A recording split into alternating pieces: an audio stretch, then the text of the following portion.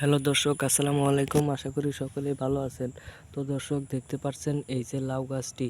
তো বন্ধুরা, এই লাউ গাছগুলো আপনারা কিভাবে চাষ করবেন তার সহজ উপায় আজকে আমি আপনাদের বলে দিব। তো বন্ধুরা, দেখতেছেন এই যে লাউগুলো, একটি গাছের মধ্যে কতগুলো লাউ ধরেছে। তো বন্ধুরা, দেখতেছেন এই যে লাউগুলো আপনারা কিভাবে রোপণ করবেন। তো বন্ধুরা, রোপণ করার খুবই সহজ। আমি আজকে আপনাদের বলে দেব কিভাবে আজকে আপনারা লাউ চাষ করবেন।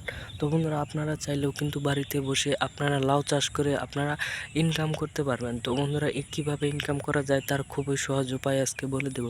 তো বন্ধুরা, এই লাউগুলো আপনারা বাজার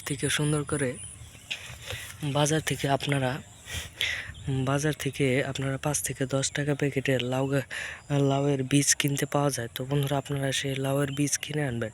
কিনে আনার পরে আপনারা এই যে বন্ধুরা দেখতেছেন, ঠিক এইভাবে একটি ঝাড় করে আপনারা লাউ গাছের বীজগুলো এখানে রোপণ করে দেবেন।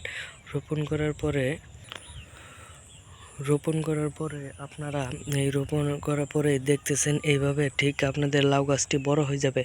বড় হয়ে যাওয়ার পরে আপনারা এই লাউ গাছে কিন্তু প্রচুর পরিমাণে লাউ ধরবে। তখন কিন্তু এই লাউগুলো আপনারা বাজারে বিক্রি করতে পারবেন খুব সহজেই। এবং এই যে দেখতেছেন, এই যে একটি গাছের মধ্যে কতগুলো লাউ ধরে, এবং আপনারাও কিন্তু আপনাদের গাছে কিন্তু প্রচুর পরিমাণে লাউ ফলাতে পারবেন। শুধুমাত্র এই বীজগুলো আপনারা বাজার থেকে কিনে আনবেন।